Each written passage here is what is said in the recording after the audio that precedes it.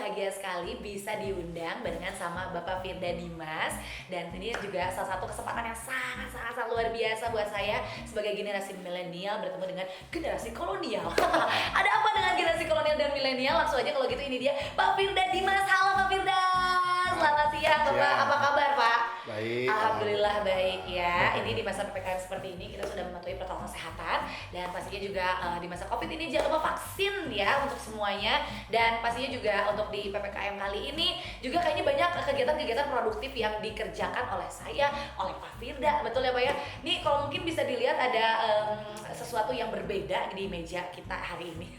Ada apa kira-kira ya? Nah boleh mungkin Bapak sedikit cerita tentang background Bapak dulu mungkin ya, atau kesibukan Bapak hari ini, atau kesibukan Bapak di masa PPKM, apa yang berbeda sebenarnya Pak Firda, silakan.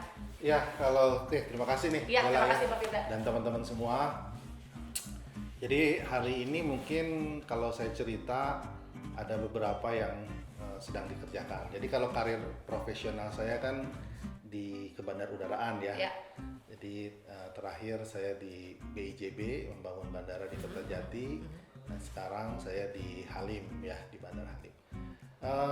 Itu karir profesional. Selain itu ya saya sering juga untuk bisa sharing ke teman-teman tentang perencanaan hidup ya, menuliskan impian, mencapai impian, dan akhirnya menjadi buku gitu.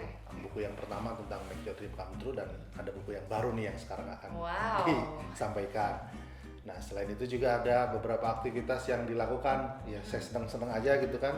Tadi udah ngobrol bagaimana seru banget mengembangkan wisata di Purwakarta. Betul. Gitu, dan yang lainnya lah ya.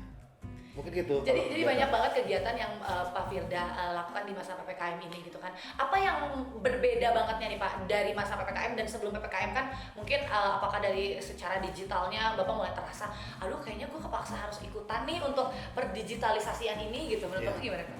Ya ini justru ini kan semuanya juga terpicu dengan adanya digital. Jadi awalnya saya menganggap digital itu bukan buat saya. Saya menganggap digital itu buat anak saya. Itu sampai tahun 2018. Tahun 2019 saya kuliah lagi. Saya kuliah lagi di Telkom S2, dan ada beberapa mata kuliah yang memang berbau digital. Termasuk ada satu kuliah umum yang sangat menginspirasi saya, waktu itu disampaikan oleh Pak Priantono. Beliau menyampaikan tentang digital portek di Indonesia itu baru riak-riaknya aja, masih sangat kecil. Akan membesar di 5 tahun, 10 tahun yang akan datang. Itu tahun 2019 awal. Nah, ternyata gitu ya, digital porteknya ini datang lebih cepat dengan adanya pandemi. Jadi nggak nunggu 5 tahun, 10 tahun yang akan datang, ternyata 2020 kita udah terkena. Sehingga akhirnya lingkungan digital kita kan terakselerasi sangat cepat. Karena kita dilarang berinteraksi, dilarang bepergian, mau nggak mau kita di rumah, stay at home, dan membuka internet, membuka gadget, membuka aplikasi untuk memenuhi kebutuhan kita. Nah, makanya dari situ juga saya berpikir bahwa berarti sebenarnya digital itu akan terkena kepada saya sekarang. Justru. Nah, saya yang tadi mewakili generasi X gitu ya, atau kalau saya sebut tadi generasi kolonial. Ya, kolot milenial. Gimana caranya saya untuk bisa survive, untuk bisa beradaptasi dengan lingkungan digital baru ini? Saya dan teman-teman mungkin yang sama segenerasi dengan saya harus mau belajar lagi, harus mau beradaptasi, harus mau menambah skill lagi supaya bisa survive. Ya gitu. Ya, jadi akhirnya makanya ada istilah colonial survivor tadi. Nah itu dia colonial survivor, dan emang mungkin akhirnya tidak terpaksa untuk melakukan ini ya Pak tentunya ya. Malah justru kita harus wajib beradaptasi gitu, melihat dengan teknologi yang semakin tinggi gitu ya, semakin cepat juga. Jadi buat para generasi X gitu ya, itu tuh kayaknya udah suatu kewajiban justru, bukan paksaan, yang emang saya sih setuju banget dengan semangatnya Pak Firda untuk memberitahukan kepada netizen, mungkin netizen yang mungkin di masa aku yang milenial itu melihat kayak, wah ini semangat banget nih Pak Firda gitu ya, generasi X yang emang menginspirasi gitu. Dan so aku bilang tadi di awal menginspirasi karena ada juga mungkin yang di generasi X-nya yang malah kayak udah deh ngikut aja deh gitu, yang bukan malah bukan pengen membuat sesuatu, yang penting mah ada biasa kan kayak gitu ya. Nah dengan buku yang sudah Bapak buat sendiri gitu ya dari awal, aku menarik sekali sih Pak, dream come true gitu ya. Apa sebenarnya mimpi Bapak? Saya tuh kan orang yang banyak mimpi kali ya, banyak keinginan lah intinya. Jadi banyak hal yang ingin saya capai gitu, banyak hal yang ingin saya raih. Jadi makanya kita coba rumuskan gitu ya, kita coba tuliskan sebenarnya saya sendiri apa. Tentu kita punya impian jangka panjang, impian jangka menengah, impian jangka pendek gitu. Kita bagi-bagi. Rasanya sih semua kalau impian kita sebagai manusia gitu ya di bumi, impian jangka panjangnya kalau kita meninggal aman masuk surga gitu ya. Itu paling ultimate-nya. Jadi apapun yang dilakukan mau jangka pendek ataupun jangka menengah, tujuannya untuk ke sana. Kita mau berbisnis, kita mau berkeluarga, kita mau bermasyarakat, kita mau bekerja, ataupun apapun dalam sisi kehidupan kita yang lainnya, kita membuat tujuan-tujuan yang ultimate goals-nya ke sana. Nah sekarang mungkin kalau dipecah gitu tadi ya, terus apa ultimate goals-nya misalnya untuk karir profesional? Ya saya tadi ingin memupuk kemampuan saya di bidang pembangunan, di bidang infrastruktur. Saya belajar, termasuk saya kuliah lagi dan mudah-mudahan nanti kalau ada waktu dan kesempatannya Oktober ini saya mau daftar doktoral untuk itu dengan target disertasinya tentang infrastruktur gitu ya, infrastruktur financing gitu. Gimana dengan bisnis ya? Mungkin setiap kita juga punya. Saya sendiri ada beberapa impian yang ingin saya kembangkan dalam sisi bisnis gitu ya.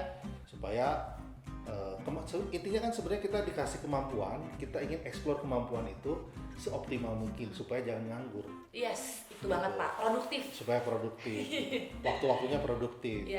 Hari-hari kalau kita kerja sebagai profesional, Senin sampai Jumat kita optimalkan secara profesional. Tapi di hari-hari lain, weekend ya, Sabtu, Minggu, malam, pagi, ya kita bisa manfaatkan untuk berbagi dengan yang lain, menginspirasi yang lain, mengembangkan yang lain. Karena rasanya sih Indonesia yang sedemikian indah tadi secara alam, kaya dengan sumber daya alamnya, sayang kalau nggak kita manfaatkan. Betul. Terus siapa yang akan memanfaatkan? Dan harus positif tentunya ya Pak ya, betul. Karena kan di masa sekarang mungkin justru generasi Z yang sekarang karena sudah dicekok digital gitu ya Pak ya, malah justru mereka tidak bisa memilah dan memilih gitu ya Pak ya, kayak saya harus gimana mulai actionnya gitu kan, karena saya udah dijejel nih digital semua dari depan mata. Nah yang ditakutkan di anak generasi Z sekarang itu memilih yang positif dan negatif itu seperti apa gitu loh Pak. Mungkin Bapak juga bisa sharing nih ke kita ya Pak ya dengan buku Bapak yang terbaru ini.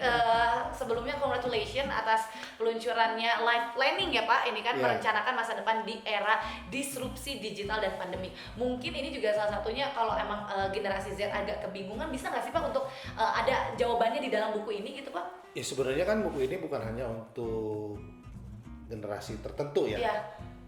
Siapapun bisa mendapatkan inspirasinya. Ini ada disrupsi digital, semua merasakan, mau Gen X mau Gen Z mau milenial semua kan merasakan. Gitu. Nah ketika merasakan, apakah kita hanya akan berperan sebagai penonton, hanya akan menikmati aja itu ya, sosmed itu hanya kita nikmati aja, kita cuma posting doang, tapi kita nggak pernah berpikir untuk mendapatkan benefit secara finansial dari situ. Sementara orang lain kan ada omset bisnisnya meningkat ketika dia paham tentang digital marketing, ya bisnisnya berkembang semakin pesat ketika dia paham personal branding gitu ya. Pengembangan cabangnya bisa semakin masif ketika dia bernetwork dengan lebih luas dalam sosial medianya, kan ada yang seperti itu kan. Kita mau seperti apa? Apakah kita cuman oh iya ada yang seperti itu, cuman kita nonton aja, cuman kita bantuin nge-like aja gitu, tapi kita nggak ikut mencoba terjun ke dalam dan menikmati sebagian dari peluang yang ada di sana. Kalau saya lebih memilih semua generasi ayo ikut ke sana gitu. Ya jangan, saya pikir juga pasti ada lah di generasi milenial atau generasi Z yang cuma jadi penonton. Pasti ya Pak ya. Nah sayang gitu. Nah buku ini ya saya harapkan bisa dibaca, bisa menginspirasi semua generasi bahwa digital disruption ada di depan mata, diakselerasi dengan pandemik. Yuk kita belajar lagi untuk bisa survive di era ini. Yes, itu dia. That's why semangatnya ini Bapak tuangkan di buku Bapak juga ya, Bapak Firda Dimas ini. Jadi, nah seberapa pentingkah gitu kita terhadap apa ya namanya melek akan digital sekarang gitu Pak? Maksudnya kan kalau bisa dibilang penting banget gitu kan. Nah, menurut Bapak sendiri, Bapak punya pandangan seberapa pentingnya itu ke arah mana nih Pak? Apakah hanya untuk mencari percuanan gitu ya Pak? Atau survive kita bisa bertahan hidup dengan digital kah gitu? Dan mungkin bisa dicolek juga nih dengan yang tadi Bapak sebutin survival kolonial ya Pak ya. Nah itu mungkin bisa berkesinambungan gitu Pak. Jadi kan sebenarnya ini ada satu peluang yang besar ke depan, di mana Indonesia itu secara demografik komposisi penduduknya itu usia produktif sangat banyak. Iya. Ya, jadi dalam 5 tahun, 10 tahun ke depan, engine of economic kita itu masih bisa digerakkan sama orang-orang produktif ini. Di mana mereka kebanyakan berarti di usia milenial dan Gen Z. Nah, mereka ini kan punya karakter yang berbeda dengan senior-seniornya. Yes. Dari sisi, apalagi ada perubahan teknologi. Nah, saya ketika akan melihat ke depan sebagai sebuah peluang dalam arti kata pengembangan bisnis tentunya salah satunya. Yeah. Terus mau melayani mereka seperti apa? Mereka udah nggak nonton tanda kutip TV di analog gitu ya. Mereka udah lebih banyak di YouTube. Gitu. Mereka udah nggak baca koran, mereka udah baca e-newspaper misalnya ataupun yang lainnya, gitu ya. e-book. Gitu. Nah itu kita akan seperti apa ketika kita punya usaha? Ya, saya tadi gambarkan misalnya karena saya Gen X, ya saya kolonial, pagi saya baca koran, ya saya langganan PR, pikiran rakyat kan orang Jawa Barat kan. Terus kalau dulu kita cari iklan, kita cari di iklan baris di koran PR itu kan. Misalnya, ya jangan nggak tahu juga ada iklan. Nggak tahu, makanya saya gitu. Ya, kita lihat di kolom baris mobil, di situ nanti ada Daihatsu, ada Toyota yang dijual gitu kan, ada alat rumah tangga, ada yang lainnya, sepeda segala macam ada di situ. Kita lihat di iklan baris, tapi sekarang kan enggak. Kita lihat bisa di platform marketplace gitu kan, cari browsing, mau keluar semua. Di Facebook gitu di ya, Facebook, grup ya jual beli ya Pak. Wah. Nah itu kan ada perbedaan yang sangat signifikan. Terus saya kalau punya produk, apa mau dijual seperti itu lagi? Terus siapa yang mau baca kalau pakai tetap begitu gitu kan? Nah makanya saya harus mengupdate kemampuan digital saya, harus mengupdate pengetahuan digital saya. Ini market sedang berubah nih, kultur pasar sedang berubah. Nah kita harus mau belajar di sana. Saya ada cerita yang menarik lagi soalnya. Ada teman SD saya, teman SD loh. Teman SD saya ini dia punya usaha catering ke anak-anak sekolah. Kebayang nggak ketika pandemik apa yang terjadi? Anak-anak sekolah diliburkan, ya kan? Jadi usahanya terganggu nggak? Sangat terganggu. Terus habis itu gimana dia mau tetap mempertahankan usahanya? Waktu itu kita ngobrol kan sama teman-teman yang lain di grup Colonial Survivor tadi kan, kita udah punya grup nih sekarang di grup di WA grup, dan setiap 2 minggu sekali kan kita bikin Zoom meeting. Nah, kita tanyain gimana kalau misalnya pasarnya ya di-expand aja, jangan ke sekolah aja, tapi misalnya nawarin di sosial medianya, nawarin di channel-channel sosial media yang ada. Terus jawaban dia bagaimana? Jawaban dia begini, aduh saya gaptek. Iya. Ya gitu. Selalu gitu ya. Ya kan? Pertanyaannya kalau kita bilang saya gaptek, apakah saya akan tetap mempertahankan itu? Sampai akhirnya saya jadi tidak mau belajar ya tentang teknologi tadi. Sampai akhirnya bisnis saya juga jadi terpengaruh dan jadi tidak berpendapatan. Iya, gitu kan? betul. Atau saya memilih satu pilihan yang lain. Saya belajar sedikit, ya. Saya belajar di YouTube banyak, gitu ya, di online course banyak, supaya saya punya pengetahuan digital tentang digital marketing, dan tahu-tahu omsetnya bisa naik kan, kalau kita tepat menggunakan itu. Iya. Dan itu udah banyak kasusnya, dari orang yang jualan bubur, gitu ya, atau jualan makanan apapun itu, yang tadinya karena PPKM akhirnya di rumah, terus dia manfaatkan sosial media, dia promosi dengan tepat, dan omsetnya melipat ganda, bisa ratusan persen beratnya. Ada kan yang gitu? Yes. Nah ini kan dua kemungkinan yang bisa terjadi, antara kita diem aja karena kita anggap diri kita gaptek, atau kita mau berusaha supaya kita bisa survive, bahkan bisa bertumbuh. Iya. saya sih pengen nih teman-teman saya siapapun itu, mau kolonial, mau milenial, mau Gen Z, kita ambil yang kedua dong, memanfaatkan itu untuk bertumbuh gitu. Iya. Dan itu ngaruh banget juga sih untuk aku pun yang milenial, walaupun emang bisa dibilang emang sudah dari dulu di bidang digital, dan akhirnya kerasa di masa PPKM ini gitu Pak. Karena di masa dulu yang saya di radio broadcasting terus Instagram itu atau platform sosial media itu hanya sekedar eksistensi. Kalau sekarang justru karena lagi masa PPKM, karena event-event musik udah nggak ada jadi saya jadi pengangguran gitu kan di bagian off air gitu ya. Ini juga alhamdulillah diundang sama Bapak Firda ya. Nah ini juga termasuk hal yang memanfaatkan sosial media yang ada, YouTube platform YouTube yang akhirnya kita bisa sharing bareng gitu, barengan sama teman-teman juga yang lagi nonton sekarang, dan bisa memberikan hal-hal yang positif gitu tentunya. Dan kerasa buat Bella sendiri generasi milenial yang pastinya udah merasa nyaman di dunia di radio, di digital gitu kan, udah nyaman, tapi cuma nyamannya sekedar aja gitu, bukan yang untuk mencari dana atau cuan di situ gitu ya. Mencari bisnis di sana. Bukan gitu. Nah, sekarang akhirnya setelah PPKM ini terjadi gitu. Jadi akhirnya gimana caranya bisa memanfaatkan personal branding ini untuk tetap eksis di dunia di masa PPKM ini gitu kan. Entah itu membuat podcast video kan gitu. Bisa jadi juga saya memegang brand gitu kan untuk membuat suatu konten, dipaksakan untuk ke situ akhirnya gitu. Oh, ternyata emang harus bisnis di dalam dunia digital ini gitu loh, Pak. Iya. Dan memang banyak yang berubah, banyak yang unik, banyak yang dulu nggak ada, sekarang ada. Ada, yes, betul. Ya kita dulu juga lihat kalau misalnya brand ambassador itu ya dulu ya, yang dulu tadi dikelilingin ke daerah-daerah gitu kan, bikin event off air ya segala macam. Begitu PPKM kita dilarang berkerumun, langsung di rumah. Terus gimana bentuknya? Betul, gitu ya. betul. Dan banyak yang bermetamorfosis gara-gara digital itu. Bener, aku setuju banget. Banyak yang bermetamorfosis. Nah, ketika bermetamorfosis itu kan kita tuh harus meninggalkan kenyamanan diri kita ya untuk mau belajar lagi. Itu banget. Ya, saya juga gini-ginian nggak nyaman sebenarnya gitu ya. Cuman kalau nggak dilatih gitu ya, kan ini hanya butuh penyesuaian. Bener. Mungkin hanya ya beberapa waktu kita membiasakan diri dengan kultur baru, dengan kehidupan baru, dengan pola baru supaya bisa menemukan ladang baru gitu kan. Ladang baru itu di notes banget. Ladang baru ya, benar banget. Mungkin apakah salah satunya meluncurkan buku life planning ya, Vibe.0. Ini apa nih Pak maksudnya Vibe.0? Apa nih Mas Pak? Ini banyak maknanya nih. Hasil perenungan soalnya.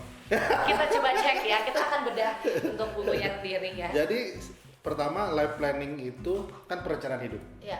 Yang kedua tadi ada 5.0. 5.0 itu karena perencanaan di era digital dan pandemi. Yes. Perencanaan yang dipengaruhi oleh disrupsi digital dan pandemi. Kita tahu industri sedang bergerak di industri 4.0. Ya, revolusi industri 4.0. Oh, oke. Tapi karena ada pandemik, saya tambahin si pandemiknya ini satu, jadi 5.0. Gitu ya. Itu satu. Yang kedua, 5.0 ini bagi saya nih. Ini mohon maaf, jadi saya buka-buka ini juga. Karena ini adalah perencanaan hidup saya nanti di usia 50 tahun. Saya 5 tahun lagi tuh 50 tahun. Oh, oke. Udah tua banget ya. Tidak terlihat loh, seperti terlihat 35. Jadi ini 5 tahun saya juga, paling melihat 5 tahun lagi saya 50 tahun, jadi 5.0. Kenapa warnanya juga emas? Karena 50 tahun kan dianggap usia emas ya. Oh. Katanya. Golden age. Ya. Jadi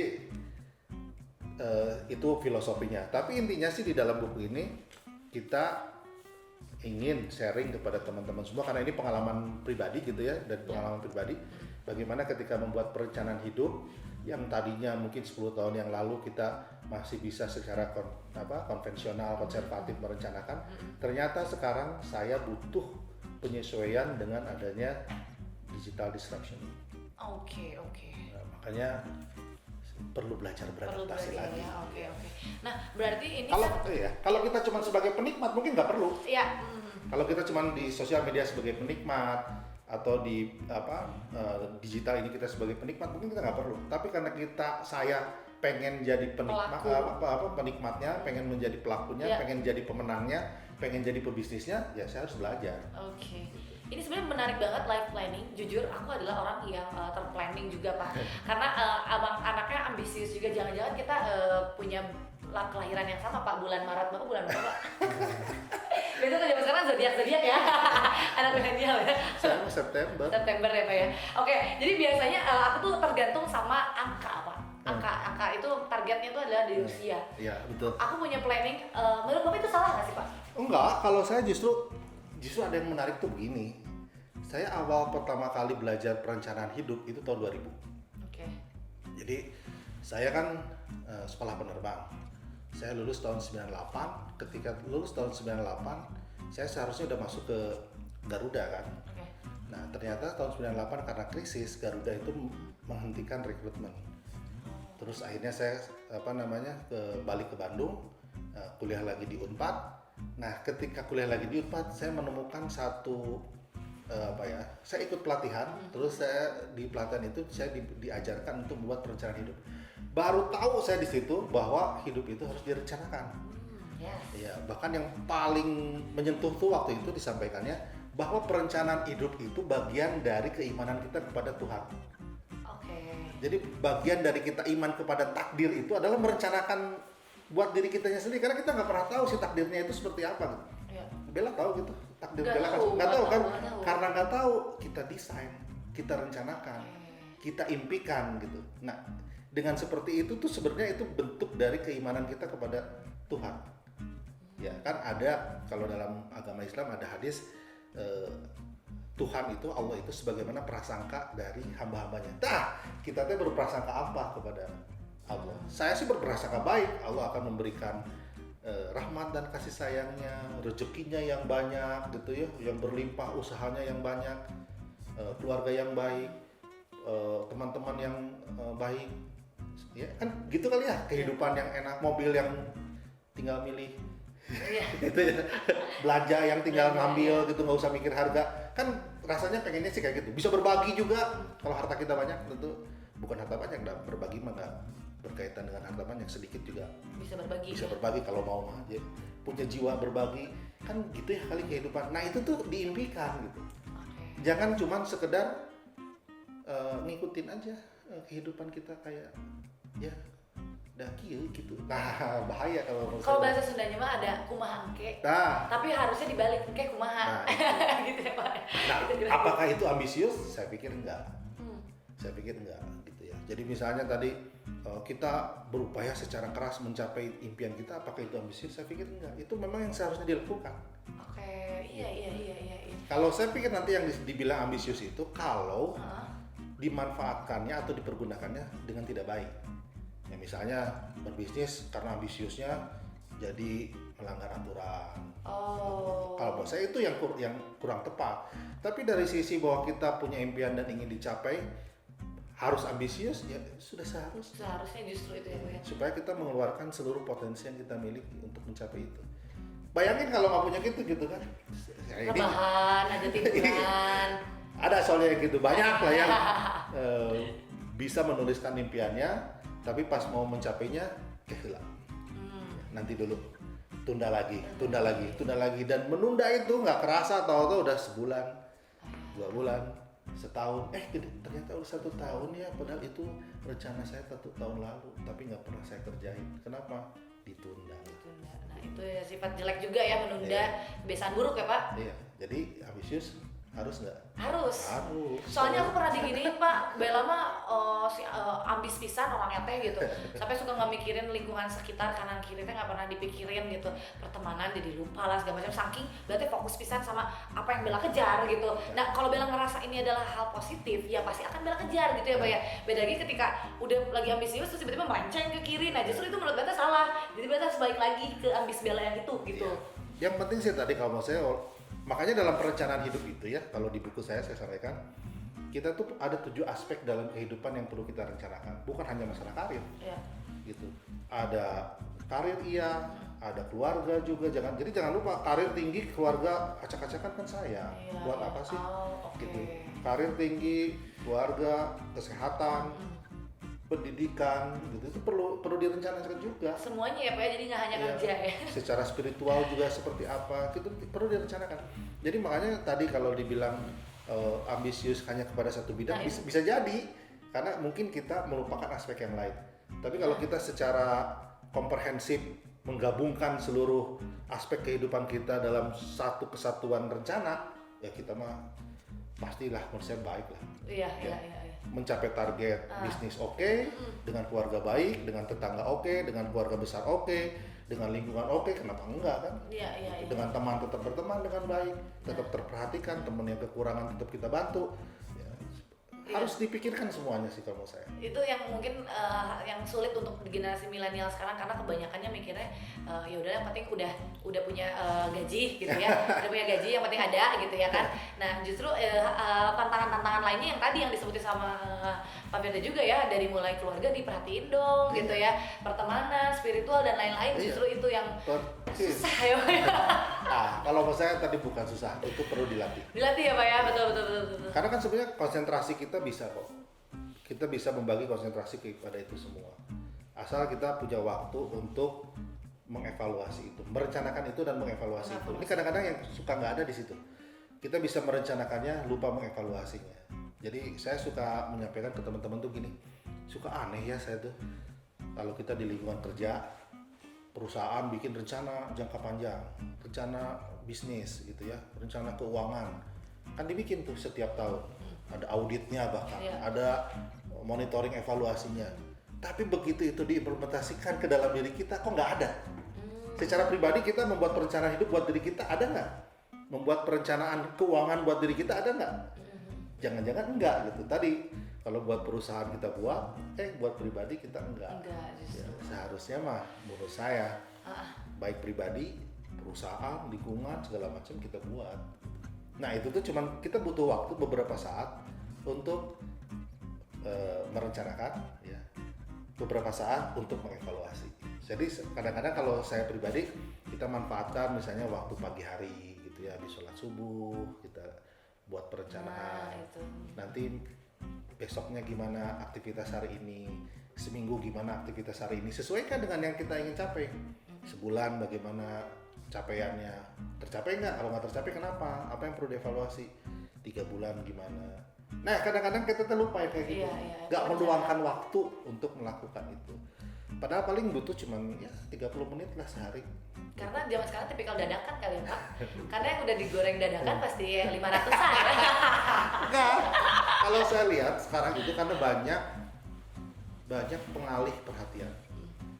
Terutama sosial media. Jadi sosial media itu tadi juga jangan, kan gini. Kita kalau mau tidur atau bangun tidur yang dicari pertama apa? Handphone kan. Begitu kita mencari handphone, apa yang dicari pertama? Gitu. Kalau saya sih biasanya cari ada nggak pesan-pesan penting gitu ya. Itu dulu ya. Kalau udah itu ya udah saya simpen. Okay. Ya, segera ke air, segera melakukan aktivitas yang lain kan. Tapi kalau udah saya buka Instagram, yang lain dulu, Facebook dulu, Instagram. Itu mah sajam lah kayaknya baru lebih Pak. baru beranjak. Apalagi kalau buka TikTok udah sampai siang. Iya kan? Kayak gitu. Nah itu pengalih perhatian. Jadi kadang-kadang kan kita perlu berpikirnya gini, antara 1 jam kita pakai untuk hal lain, 1 jam kita pakai untuk stalking doang gitu ya, itu manfaat mana gitu. Iya, bener. Karena kadang-kadang yang kita perlukan tuh hanya sedikit sedikit meluangkan waktu aja. Jadi manfaatkan waktu sebaik mungkin lah intinya gitu ya Pak ya. Mungkin ini adalah salah satu kita yang memanfaatkan waktu sebaik mungkin, men-share beberapa hal yang mungkin juga netizen yang lagi nonton sekarang juga jadi ngerasa aduh gue ngerasa relate dan kesindir juga nih, yang kaum rebahan bangun tidur buka handphone stok IG mantan gitu ya. Nah itu yang bahaya sebenarnya, yang tidak produktif, itu tidak bisa move on ya Pak ya. Oke, tapi apa yang ingin Bapak sampaikan dari life planning 5.0 ini ya Pak ya? Mungkin ada quotes atau satu di halaman berapa yang mungkin Bapak pengen coba dibahas di sini gitu Pak, yang pengen Bapak ceritakan. Saya tuh ada satu yang sangat berkesan dan berpengaruh banget dalam hidup saya. Ini dia ada di halaman awal. Ya. Jadi di sini disampaikan atau quote ini sampai sekarang saya pakai karena sangat berpengaruh dalam hidup saya, yaitu Anda hari ini, ya, saya hari ini adalah hasil dari pemikiran Anda masa lalu. Wah. Gitu ya. Saya hari ini nih hasil pemikiran saya 1 minggu, 1 bulan, 1 tahun lalu. Jadilah saya hari ini. Gitu. Bella hari ini nih, mungkin hasil pemikiran Bella 1 tahun 2 tahun yang lalu. Pemikiran di sini maksudnya apakah pemikiran itu maksudnya gimana? Apakah mimpinya? Impian-impiannya, Impian-impiannya, ambisi-ambisinya, apa yang dipikirin apa yang dari waktu dipikirinnya, itu ya, iya. berarti ya. Gitu. Nah, yang menarik yang bagian keduanya. Apa nih, Pak? Anda di masa yang akan datang, ya, tergantung pikiran Anda Di masa sekarang. saat ini. Iya. Nah, jadi kalau kita ingin Wow. kalau kita ingin melakukan perubahan besar dalam hidup kita di masa yang akan datang, dimulainya kapan? Hari ini. Hari ini. Di mana? Di pikiran. Di pikiran kita. Oke. Wah. Nah, jadi kalau misalnya tadi nih ya, 5 tahun lagi saya pengen jadi pengusaha. Itu kan udah kita tulis dari sekarang. Pengen pengusaha apa, usaha di bidang apa gitu kan. Nah, nanti kita harus pikirin bagaimana mencapai kesananya. Itulah kita butuh strategi. Ya. Untuk menjadi perusahaan kita beromset sekian, tahun ini sekian, tahun ini sekian, tahun ini sekian. Kalau tahun ini sekian, berarti salesnya sekian. Salesnya sekian dari customer sekian. Customernya harus bertumbuh sekian. Marketnya ada di mana. Jadi kita memang betul-betul membuat perencanaan itu yang matang, karena makanya kalau di luar katanya mungkin lebih dari 50% kesuksesan itu diawali dari perencanaan yang matang. Enggak ojol-ojol ya. Jadi kita udah tahu, setahun harus begini, 2 tahun harus begini, sebulan harus begini. Hasil breakdown dari yang setahun tadi. Nah, quote itu sangat berpengaruh dalam kehidupan saya. Sangat berpengaruh sampai sekarang. Wow. Ya. Anda saat ini, hasil pemikiran Anda masa lalu. Anda saat yang akan datang, tergantung pemikiran Anda saat ini. Yeay, Mbak Firda Dimas Eka Putra. Wow, menginspirasi sekali untuk life planning 5.0-nya. Jujur, aku merasa harus baca ini, ya kan? Bukan hanya untuk generasi X aja, untuk generasi milenial, Z ini perlu banget ya. Ini no endorse ya kan, tapi aku ngerasa pas udah ngobrol sama Pak Firda, berarti kan Bapak meluangkan pemikiran-pemikirannya Pak Firda sendiri di sini gitu ya. Dan mungkin juga kita sendiri pas baca ini akan merubah mindset kita gitu ya, tiba-tiba gitu. Lalu disitu memplanning apa yang akan kita lakukan, apakah kita setelah melakukan hal yang benar atau kita malah justru menyesal, aduh kayaknya salah nih gue ngelakuin ini, harusnya enggak gitu kan, pasti ada kayak gitu ya Pak ya. Banyak ya Pak. Banyak kayak gitu. Kadang-kadang kalau kita lagi tadi pas lagi merenung, pas lagi berpikir, kok kenapa dulu nggak begini ya? Nah itu. Dan itu adalah hal yang sangat paling menyesal gitu kadang-kadang. Karena kan penyesalan itu datang di akhir. Karena di awal pendaftaran ya. Baiklah kalau gitu, terima kasih banyak Pak Firda ya yang sudah mengundang saya. Mungkin nanti lain waktu kita akan mengobrol lagi, dan mungkin di luar ini juga kita akan bisa berkolaborasi ya. Nanti kita ngobrol tentang jatiluhur. Nah, ini salah satu hal menarik juga karena mungkin ini planning Bapak dari kapan ya Pak ya? Dari tahun lalu. Dari tahun lalu. Dan itu memang harus diplanningkan yang akhirnya terwujud di tahun ini dan tahun depan, tahun selanjutnya juga akan lebih berkembang gitu ya Pak ya, karena terplanning gitu. Amin. Pokoknya sekali lagi terima kasih banyak Bapak Firda Dimas Eka Putra yang sudah ngobrol-ngobrol bareng sama Bella dan juga udah launching bukunya Life Planning 5.0 ya. Sekali lagi sukses dan selamat Bapak Firda. Kalau gitu sekalian Bella juga pamit undur diri, Pak Firda juga pamit undur diri. Assalamualaikum warahmatullahi wabarakatuh.